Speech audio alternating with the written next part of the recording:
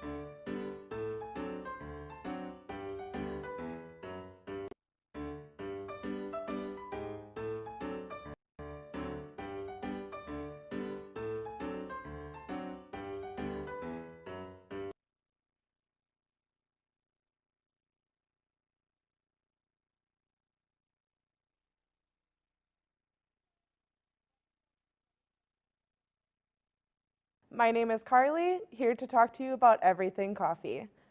Today's segment is going to be just a little bit different than the last. Today we are actually going over to my dad's house so he can make me a latte and show all of you wonder people just how to make one. So come on, let's go. This is Mr. Coffee espresso, cappuccino, and latte machine. We are going to make a latte. First, we're going to put in 1 scoop of finely ground coffee, which you can use the cheap coffee if you want, but I like to use the expensive coffee because the finer the coffee grounds are, the better the flavor. As with all coffee, most people know that. Okay, so I will fit this under here. This is the coffee department. There we go.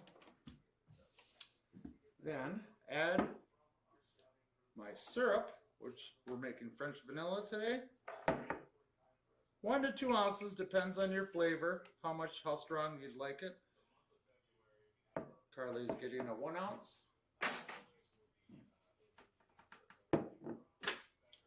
Underneath. And then a little bit of milk. Now if I filled this completely full with milk, it would make about 3 cups, but we're only going to make 1 cup. So about there. That'll probably be too much anyways, but it is quite tedious and quite a task. It's not as easy as making regular coffee, but if you love cappuccinos, lattes, espressos, this is the thing for you. Okay, and then turn over never forget to put over the spout for the foamer because it'll make a really big mess. I've done it before. We're making a big cup, so we'll hit the button twice and off it goes.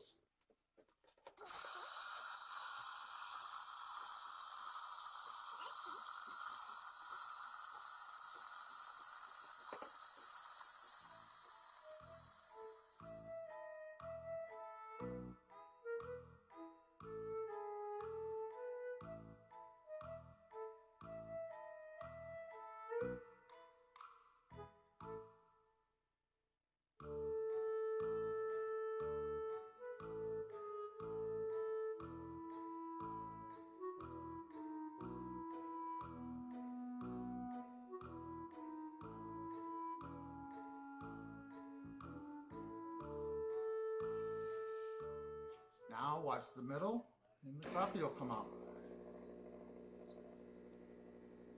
There it is.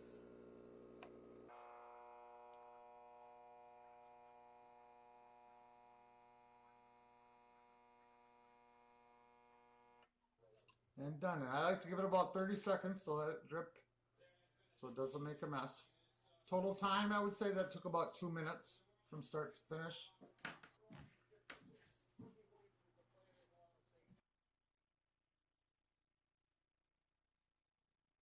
Flavored syrup, found in most of your local supermarkets. Regular coffee, the finer the grounds, the better. And milk. This Mr. Coffee machine retails at Walmart for about $250. Perfect latte.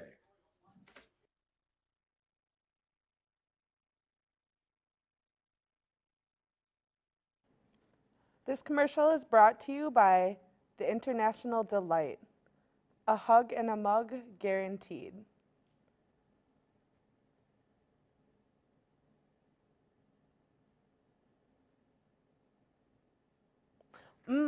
I do love lattes, but my favorite coffee in the whole world is a caramel macchiato. Extra drizzle, please. Well, you know all about coffee beans, all of the different ways to prepare a coffee, a little bit of information about the biggest coffee chain in the world, and now you even know how to make your very own latte. Now, what will you do with all of this coffee knowledge? Your guess is as good as mine. Thank you so much for watching, and I hope you have a great night.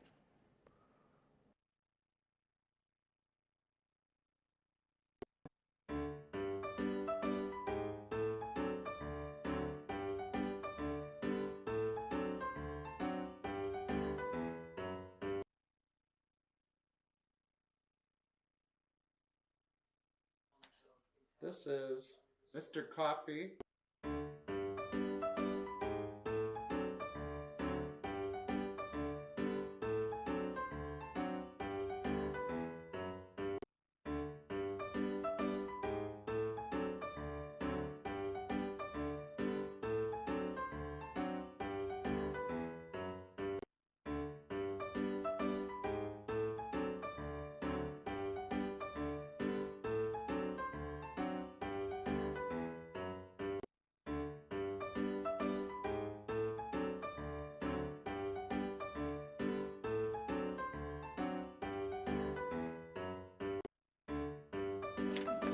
I wasn't talking to you, Pat. I wasn't talking to you.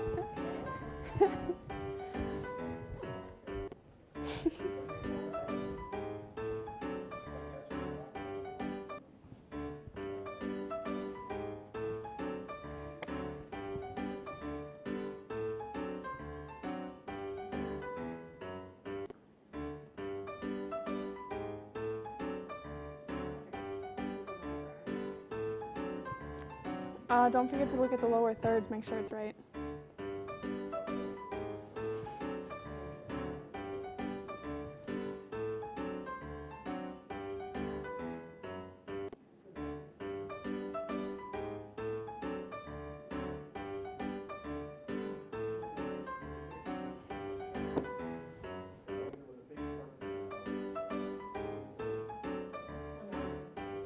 Ooh, I want it bigger.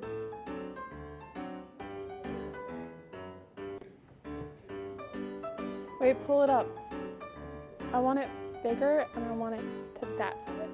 So, that side to you guys.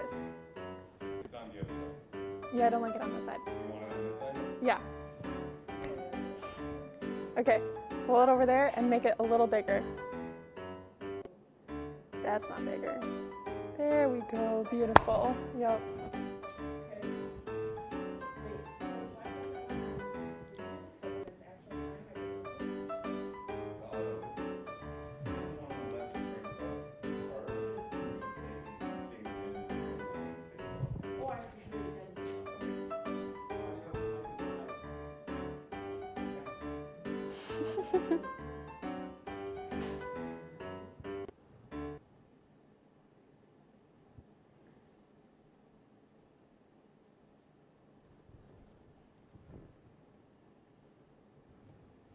Hi everyone, so I'm Brooke DeBlay and this is the final episode of Brooke's Books.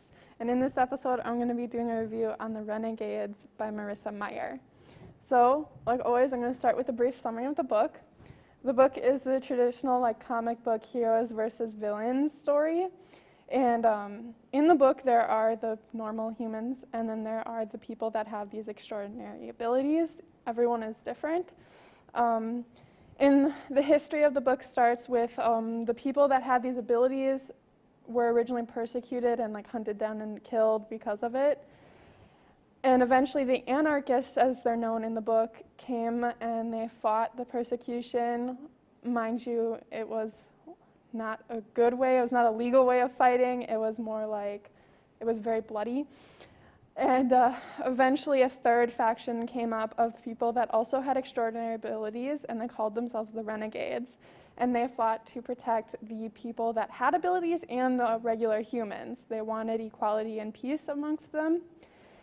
And in the final battle, the Renegades defeated the anarchists, and the anarchists left the world and went into hiding. Mind you, throughout this whole war and stuff with the three different factions, everything had been destroyed, and so the Renegades took over and started forming their own government. And this caused some problems, though, as not everyone agreed with the rules that the Renegades put in place. So the story follows Nova, who is also her super villain name is Nightmare. And she joined the anarchists after they were defeated in battle. And her job for them is to infiltrate the Renegades and become a sort of spy in order to get the vengeance that she seeks. So, without further ado, here's the book trailer.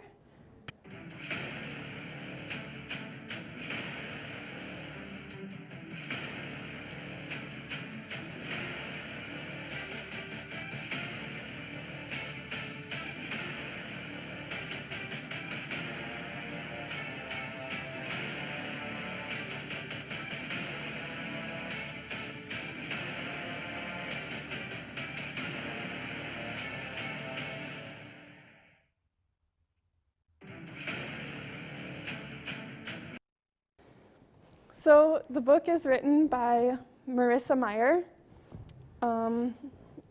She is most well known for the Lunar Chronicles, which is actually based off of various fairy tales. Like the first one is called Cress, which is based off Cinderella. The second one is Scarlet, which is based off Red Riding Hood. The third one is Cress, which is based off of the story of Rapunzel. And the last one is Winter, which is based off the story of Snow White. It's actually super cool. If you haven't read that book, you should totally. It's a great series. But other than that, Marissa Meyer holds a bachelor's in creative writing and a master's in publishing, because ever since she was a little girl, she always wanted to be a writer. So she just went out and did it. In addition to writing, she actually is also a host for the Happy Writer podcast. I've never actually checked it out, but I hear it's pretty good. She gets a lot of guest stars from various other writers. So other than that, The Renegades is a trilogy featuring the books Renegades, Arch Enemies, and Supernova. I actually surprisingly enjoyed the trilogy because I'm not normally into the whole superheroes versus villains thing. I don't particularly like DC or Marvel comics. I don't even particularly enjoy movies about that type of thing. But I was reluctant to read the series. I only read it because it was by Marissa Meyer and I liked her previous books. So I thought, why not? One of the things that I absolutely loved about the books was that it was told from the villain's perspective. And it's awesome to me because throughout the series, you actually start agreeing with the villains. And you're like, they are totally legit in this. But then eventually they take it too far and it's both sides end up turning villainous to you. It's super cool. The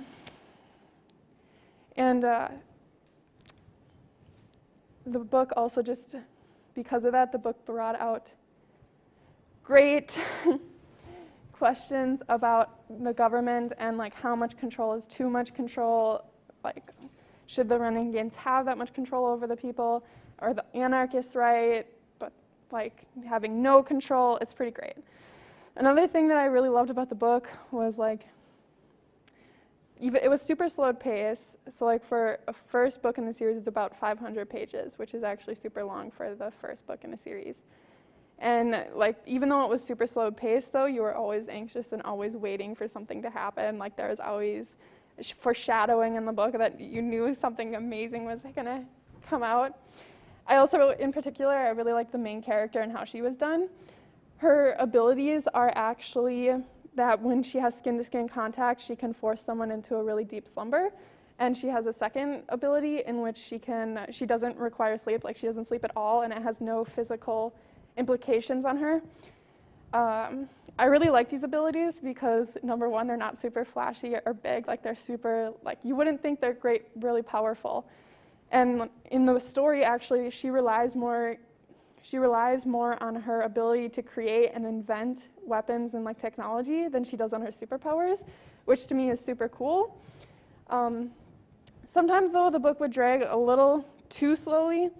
All of the books in this series, of all the books in the series, the first one was probably the most difficult. It was also part of what made it so difficult is the characters they were very set in their ways, very loyal to one side only, which is why I really started to like the second and the third book, because that's when they suddenly all of them are questioning their loyalty to the renegades or to the anarchists, and like questioning, does the renegades take it too far? Do the anarchists take it too far? And I just really love it. So yeah, check them out. It's a pretty good book. That's it for tonight. Have a good night.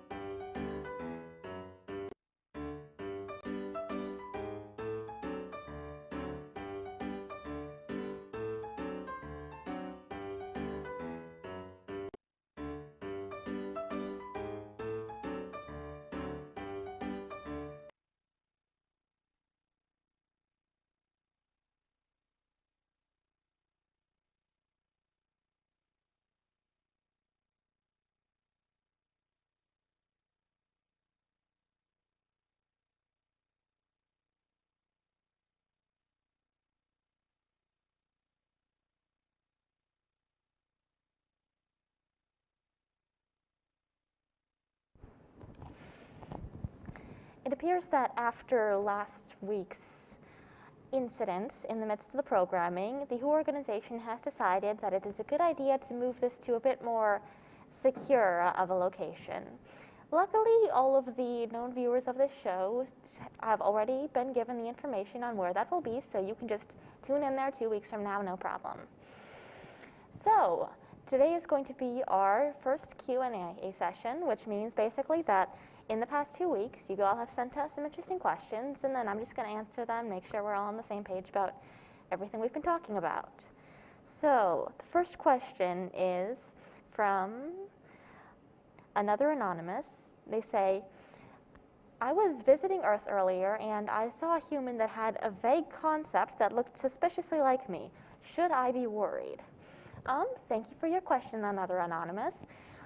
It's good to know that humans are very creative individuals, so they tend to come up with a lot of ideas, and quite a few times they have happened to correlate to beings in the rest of the other world. So unless the human has had direct interaction with you, in which case I recommend going to see WHO organization immediately, it's likely just a coincidence and I wouldn't find anything to be worried about.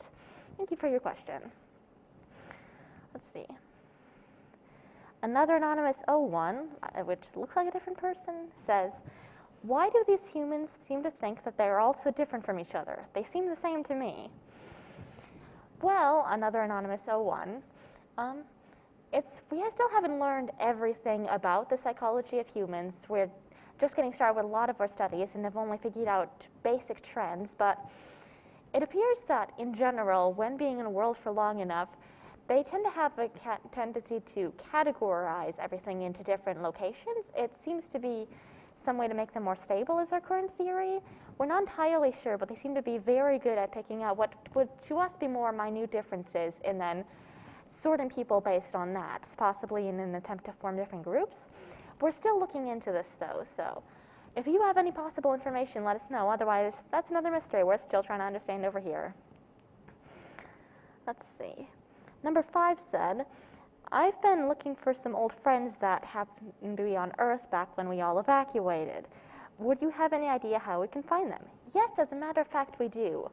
WHO has recently begun the program of restarting an old organization of ours that we had up for a while before we left. We're not entirely sure what happened to it in the time that we were gone, so we're wanting to check back into that and see if we can use it and any information it might have on other locations in the world to try and find other people that were left behind during the evacuation. Thank you for your question.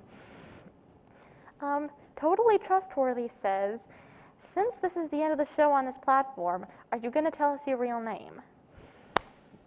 No, I'm pretty sure you've been in the different worlds long enough to know that that is still not allowed. You may still call me 8618. The closest hint I could actually safely give you to my name is that it looks something like this image, but that's basically all that you're going to get from me, sorry. Let's see. Another Time, Another Place says, last time I visited Earth, I encountered an imaginary friend who, due to some mishaps on my part, appeared to have gained a consciousness. Should I be worried, and what is the WHO organization going to do about this new life form who is now aware of our existence? Thank you for telling us, at the very least, about that. The WHO organization is likely going to, using any information that you can give, so please report more about that to them. Just find the imaginary friend and likely try to get the child to move on from having them so that the imaginary friend can be brought back into our care. The exact specifics, however, are still up for WHO to decide for themselves. Let's see. Do you have an update on the mysterious chaos entity that you've brought up in the past few weeks? We're still looking for information on that. We've been getting more updates about the world in which it was appearing last time, but it's still unclear whether or not it's still there or if it's moved on at all. We know that last time that the chaos entity was seen was somewhere in Florida, and then it moved on to the show. So we've been looking around there. Florida seems to have a lot of that sort of chaotic energy that it seems to attract, but since everything there is a force of chaos, it's kind of hard to tell what's based on him in particular and what's just happens to be vaguely similar. So if you have any more input, let us know. Otherwise, I think we've been looking in like California and rural Mississippi and I think somewhere in the Mariana Trench, but we're still trying to keep you posted on that. Abraham Lincoln said, now that the ARG is ending, can you give us a link to your social media so we can follow your other projects? Okay, it looks like someone was somehow able to enter the Q&A inbox despite the fact that that was very distinctly not sent out to humans. I do not know how you got this information, but please recontact the WHO organization immediately for a bit more being able to get input on how you did that. Thank you for viewing this. I do not have any social media, though sometimes if you look out to the snow, you can see a vague glimmer that happens to be connected more to my area of expertise. So you could try that, but yeah, unless you're a traveler pulling a prank, I don't think that's going to work for you. But also, you access this inbox, so who knows? Where is 369? 369, as you all know, was retiring a few weeks ago.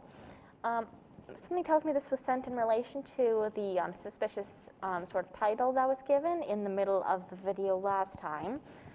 We currently do not believe that this was the real 369. 369 was very loyal to Who and would never cause some sort of rebellion like that. We're thinking it might possibly be a version from an alternate universe, or might just be someone's concept of 369, but we're not sure. But the current 369 is safe within our organization. He's been doing all right. We are keeping an eye on him just in case anything else happens. I'm not allowed to disclose much more than that. And our final question today from the final poster, fittingly enough. How can these mortals care for each other knowing that nothing will ever last? You know, I think that's another thing that we're all still kind of trying to figure out about humans. They like categorizing things, like I mentioned, and they seem to be very sentimental. What exactly that's going to mean for them in the future, and for us when we're learning about them, we still have to figure out, but that's what this show is for, so I hope you'll stick around with us for the rest of that. That has been the end of our Q&A session, so this message that we have is actually from one of our sponsors, which is nice. Specifically, this is from The Drifting Thoughts of a Teenager on a late, very definitively not autumn morning. Thank you all for watching this far, and I hope you'll follow us onto the new platform that hopefully that one asker will not be able to access. Thank you, and good night.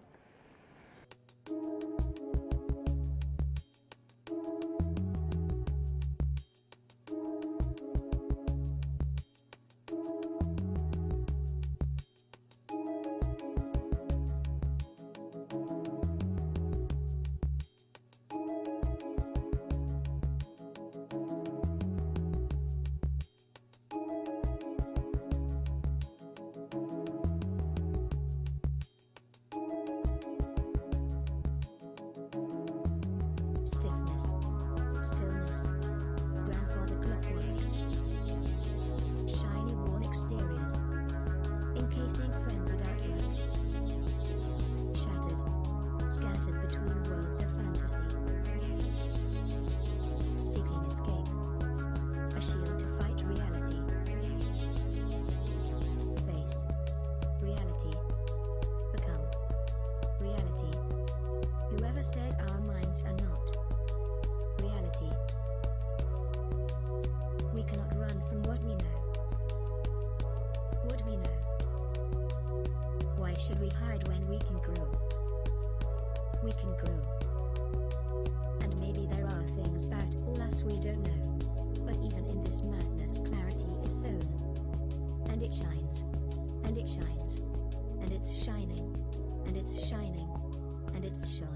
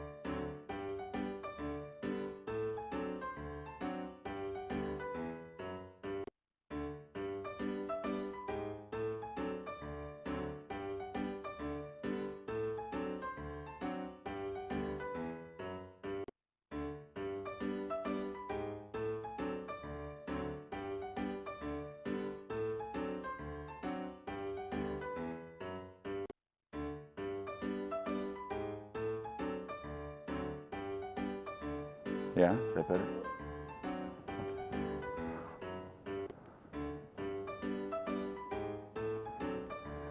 Hi there, and welcome to the last episode of Dying of Boredom in Swamico. I'm your host, Josh S., and we're going to say goodbye to the whole thing this week, pretty much as we've done in the past few weeks. We're going to talk to a couple people in my life that are also working on trying to not die of boredom in our silly little town as winter slowly fades into spring, finally. Well, with that in mind, let's kick it off and check in with my kid, Holden. He's having quite the eventful time. Friends to get to. Hi, Holden. Hi. How's it going? Good. What's going on with these friends of yours? What are you guys doing? What do you mean? You got some Minecrafting going on with a whole bunch of your classmates now, right? Well, yeah. Yeah. It's Your- Minecraft realm. Your realm. Yeah. How many people are in that now? I don't know. Like 5 or 6 now, right? Nope. Way more than that, I think. Way more than that. Yeah. Boy, the dog is really giving us trouble today. Cosmo, go away. What else has been going on? Nothing. I don't know. Have you been enjoying my cooking? No, it sucks. How can you say that? What? I wish you'd stop saying that. That's not fair. It's not nice. What do you mean it's not fair? It's not accurate. It's not nice. Comparison from your food to mom's food. Mom's food just wins like so many areas. Give me an example. Goodness, Goodness. spiciness, exoticness, Exoticness. Oh, that's fun. goodness again. Shut up. You can't use goodness twice. Well, it's good. And you're just being cruel. I get it. That's fine. It's fine. That's what I've come to expect from you. So you're not playing your stupid Modern Warfare game anymore, right? No. That's dumb. It's a dumb game. When is Flight Simulator coming out? August 19th. And we're getting that, right? Yeah. That's what you're excited It's about?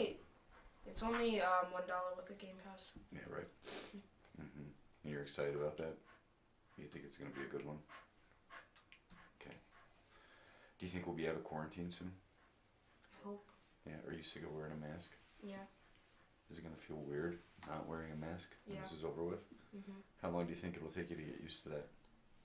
Mhm. I heard you asked a girl out yesterday. Yeah.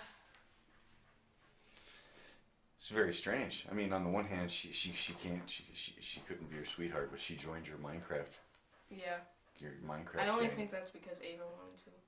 Because Ava's boyfriend is on it, and he's my best friend. Oh, I only think it was to get closer with him.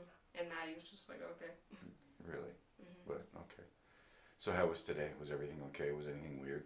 You and Maddie okay?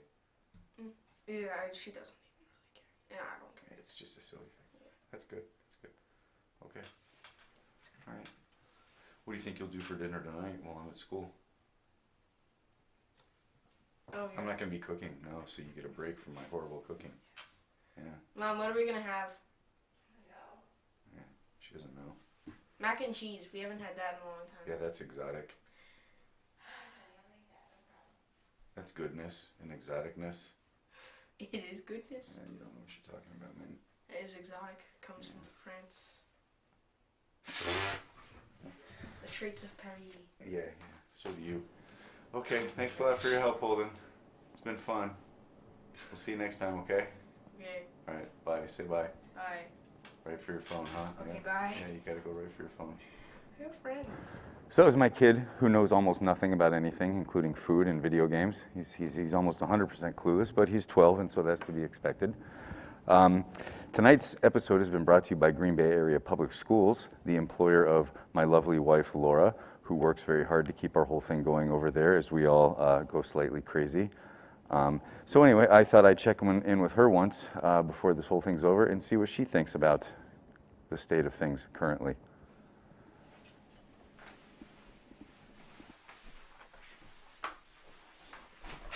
Hi, Laura. Hi. How are you? Fine, thanks. How's your quarantine going so far? Well, I'm back in school now, so outside of Wednesdays, I am back in the classroom. So it's been good. It's been good so far. How long have you been back exactly? A week and a half? A week and a half. Yeah. Okay. Have you been pleasantly surprised by anything thus far? Well, You know, I'm excited to be back, and I think a lot of the students are as well. So What makes you think that? because they tell me that they're happy to be there. It's hard because I have students online and students in the classroom, and there's a real pull to talk to the kids in the classroom rather than the computer students. So To get them back into class? well, just because they're there, because they're humans in front of me, so I want to talk to them. But you know, I think we're all happy the kids are there, and I think most of them are happy too. Good. Is there any notable concerns so far that you're... Well, I have several kids that returned to the classroom this week. This was their first week, and they have zeros in the grade book. They did nothing during their online time. And so they have 2 months to get Yeah. grades on the books. Yeah. What is the prognosis as far as you're concerned of that making any progress there? I think before I had met them, I was much more concerned about it, but they were sitting there. I gave them a pep talk. I tried to talk to them about, you know, we can move through this. You're not alone, that you haven't done anything. I understand it was really hard. Nobody knows what this was like. My generation doesn't know. And I'm going to help you as much as I can. And so I think some of them will turn it around. Good. You've got 1 dose of the vaccine now, right? Yeah. Good. Yeah. And is that all? Do you think that the district is taking this seriously with getting you guys the protection you need to feel comfortable returning to class? Yeah, I think so. I mean, they've worked with Prevea, and they're trying to set up their own clinic to make sure that we have appointments available. So, and I got an appointment on the very first day. So in my experience, I think they're doing a great job. Oh yeah, that's good to hear. That's good to hear. You're looking forward to spring getting going again? Yeah, I mean, you know, the weather has been dark and cold, so yeah, of course. You've gotten into birds. Yeah. You like birds? I like birds. We're turning that into a whole thing here at the house. Yeah. We have some flocks that are showing up pretty early now. Yeah, yeah. We had I'm a about bird 100 person. yurds in the backyard yesterday. Yeah, I'm into it. Yeah, it's nice. It is. I mean, I don't really know anything about them. I mean, you bought me a little book for Christmas, and so I'm learning a little bit. I think I'm probably going to age into becoming a person that has like groups of friends that are into birds. But I think they're pretty cool. Yeah, it's fun to watch, and we've got some very interesting, colorful birds in our backyard now. Yeah. Yeah. Can we talk about the snowmobile in our backyard and how white trash we look, and your prediction? My wife, in her infinite wisdom, has restricted me from moving the snowmobile from the backyard by the lake into the garage because the choke quit on us, and we can't get it fired up. We couldn't get it fired up for a couple of days, and now it's too choppy. It will chop up the yard too bad. So you want to wait until the next snowfall, correct? Yeah, I do. You summarized that perfectly. I mean, what you failed to mention, I think, was that it could have been moved before the snow melted. I dropped the ball there. I left it out because I Yeah. thought maybe Cooper would like to take it out with his sweetheart, that kind of thing. And I'm willing to admit my prediction was wrong there. So it's kind of a story about you, not really me. Okay, but at this point, do we need to? I don't know. How long do you think we'll wait for this big snowfall? Mid-April. So we can I move mean, that it's thing definitely- mid-April. It'll definitely snow. You're not worried about the white trash factor of this thing sitting in the backyard while the grass is starting to turn green. I would rather be judged by others than have the beauty of the lawn that I get to enjoy marred by this error. You're right. So You're right. I don't really care what other people think. I think we try to take care of our home as much as we can, and this little problem is going to be okay. Yeah. Okay. Well, thank you very much. Thank you. Okay. Bye. Goodbye. So we know now that my wife doesn't care about my concerns at all, and my kid thinks I can't cook. So I'm going to try to be better, because I obviously suck so bad, and those are lessons I have to learn this quarantine. So that's been our show, and it's been fun, and hopefully we make it out alive, and we'll see you when it gets warmer outside. That's all. Thanks a lot.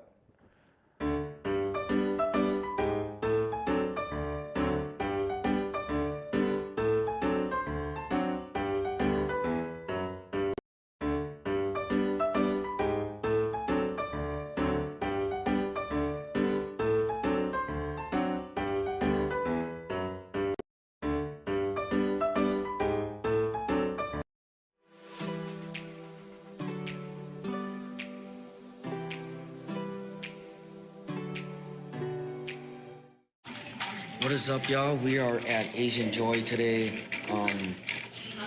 Week 3 food review. So come eat some food with us. We got my wife and my cousin Tommy and my little fat boy here. So we're waiting on some. What did we order? We ordered pho, pad thai, egg rolls. Raw La. That's just, you guys gonna have to check that out. Raw La. So, welcome. There's some soda. All right, you're our food guru today. You gotta talk to him. Hi guys, my name is Sean, and I am ordering pho with, Ooh, okay. and I'm putting the sriracha sauce in it. What do you like? Yeah. What do you add with it? Like, do you like any of this stuff? I add sriracha sauce. Only sriracha sauce? And the fish sauce, because to make Fish sauce it and sweet. sriracha sauce. To make it sweet, and then I add, and then What makes it sweet though? Like, what makes the flavor sweet? Like sugar? Hoisin sauce? That's what it's called. So adding hoisin, right? yeah, A little hoisin sauce. A little sriracha sauce. Sriracha. I still can't even take that in though. Sriracha sauce. I ate a noodle with sriracha sauce, and my dad said I couldn't eat it because it's too spicy. And I can't take the sriracha sauce, but and I only took one bite, and the you liquid. and Aaliyah like sriracha sauce, huh? Yeah. Yeah, and so does Nicholas. Nicholas add a lot, and Aaliyah, right? Yeah, Aaliyah add the more spiciness, and mommy. Yeah. Spiciness is not something for me. I'll just say that. So, stay tuned, y'all. We're gonna eat some good food and do some mukbang. I guess that's what you call it.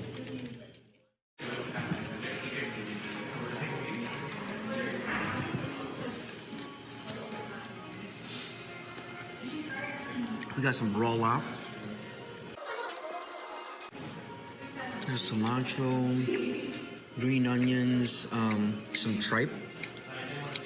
Was it like a stomach, right? Like It's tripe? like a steak ceviche. It's like a steak tartare. Fancy. Sean, you want to try this?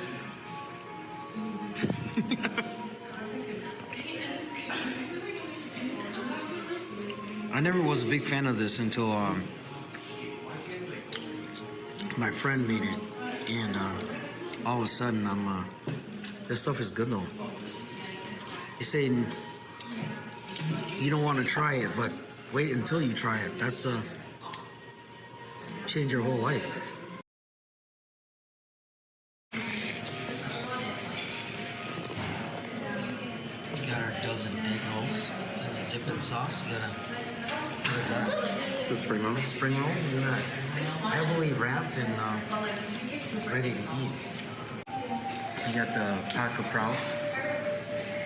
Definitely looks different at every restaurant. So different cooks, different flavor.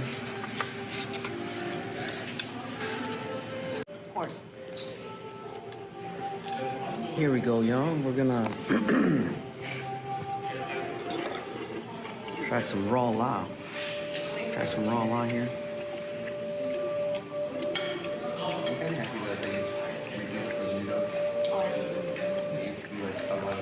You say it looks different when you try it.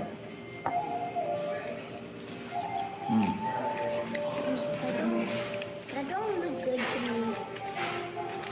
Like a saltier taste.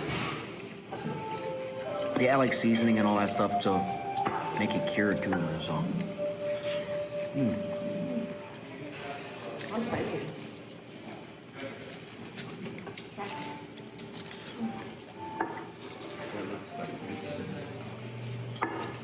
That does taste good. Ready to first. All aboard. Thank you.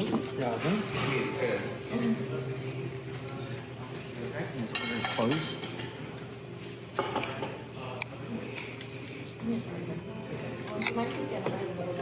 Yeah. We got some pho too in the building. Pretty good. Yeah. Got some pho too. You know you always gotta have pho. We got so much food though. You can't forget the good spoon. This is the good spoon. Every restaurant has to have a spoon like this. This is your broth. No, duh. No duh. Okay. We're gonna enjoy some good food here.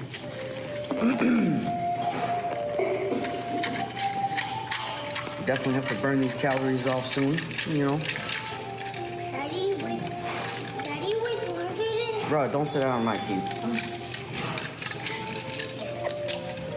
We're cutting that out. What's up? Oh, we just got food coming all over. So much food. They definitely feed you good, and got some pad thai too, some beef pad thai. Ooh, this is more than enough food. Got some beef pad thai, we got some pho, we got some raw lap, got some egg rolls. We got eating good. Eating really good. Look at that.